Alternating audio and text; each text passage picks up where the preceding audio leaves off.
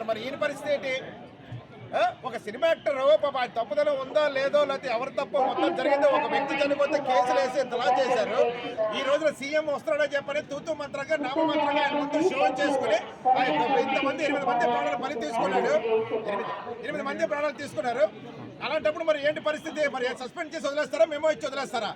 కోర్టులో పెట్టాలో జైల్లో పెడితే అప్పుడు రెండోసారి ఎండోమెంట్కి బుద్ధి వస్తుంది. అర్థమైందా సార్? ఇక్కడ కాంట్రాక్టర్ ఏం చేస్తారా? కాంట్రాక్టర్ వదిలేస్తారా? అక్కడ చూసారా ఒకసారి గోడ ఎలాగుందో? ఒక గాలికి పడిపోయే గోడ కట్టాడంటే కాంట్రాక్టర్ ఎంత ఇద్దరు అవినీతి ఉంది.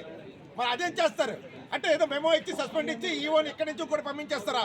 పోలీస్ వ్యవస్థ పోలీసింగ్ చేస్తారు, ఉద్యోగాన్ని డిపార్ట్ చేస్తారు, బయటికి పంపించేస్తారు. అంటే ఎండోమెంట్కి ఒక రూలు, పోలీస్ వ్యవస్థకు ఒక రూలా? ఎవరికి సార్ రౌలు? ఇక్కడ ఎంత పరిస్థితుల్లో అరెస్ట్ చేయాలా, జైల్లో పెట్టాలా? ఈవో వారం 10 రోజుల నుంచి ఈవో ఇక్కడికి వచ్చి కూర్చున్నాడు. తెలీదు అక్కడ గోడ కడుతున్నట్టు? ఈవోకి తెలీదు గోడ కట్టిన విషయాలు అక్కడ కాంక్రీట్ ఎంత ఉందో, ఎంత పర్సెంటేజ్ ఉందో? స్పెషల్ ఇన్వెస్టిగేషన్ ఆఫీసర్ గా బ్రహ్మరాంబ గారిని వేశారు. మరి ఆవిడ ఎక్కడున్నారు ఈ రోజున? ఆ అమౌంట్ అదేం బ్రహ్మరాంబ గారు ఎక్కడున్నారు ఈ రోజున?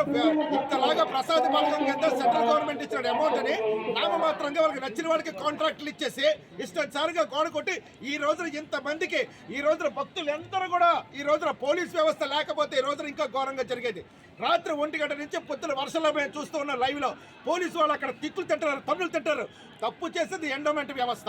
సరైనటువంటి ఒక ప్రొసీజర్ లేదు, ఒక క్యూ లైన్ పద్ధతి లేదు. పోలీసు వాళ్ళు చూస్తే ఇష్టానుసారంగా తిడతారు. ఎవరు పాటించాలో ఎవరు తిట్టాలా? సేవ చేసుకునే వాళ్ళని ప్రతి ఒక్కరిని భక్తులు తిడతారు. ఈ రోజు కేవలం ఎండోమెంట్ తప్పిదనం. ప్రతి ఒక్కరి తాలూకా ఇందులో వాటా ఉంది. ఎట్టి పరిస్థితుల్లో ఎండోమెంట్ ఈవో కానీ, ఇన్ఛార్జ్ ఈవో కానీ, కమిషనర్ కానీ ప్రతి ఒక్కరు కూడా ఇక్కడ ఆర్టీసీ సమాధానం చెప్పాలా? ఎన్ని టికెట్లు ఈ రోజున ఇన్ని క్యూ లైన్లు ఖాళీగా ఉన్నాయి. ఎవరికి ఇచ్చారు? 1500 రూపాయల టికెట్లు, 1000 రూపాయల టికెట్లు ఎంతమందికి ఇచ్చారు? 300 రూపీస్ టికెట్లు ఎక్కడ ఇచ్చారు? ఎవరికైనా లెక్క ఒక్క ఉందా? ఒక ఎమ్మెల్యే ఒక ఎంపీ లెటర్ పట్టుకొచ్చేస్తే అది తీసుకొచ్చేసి ఇష్టానుసారంగా మీరు టికెట్లు ఇచ్చేశారు. ఇక్కడ ఎవరు పడుతున్నాడు బాధలు?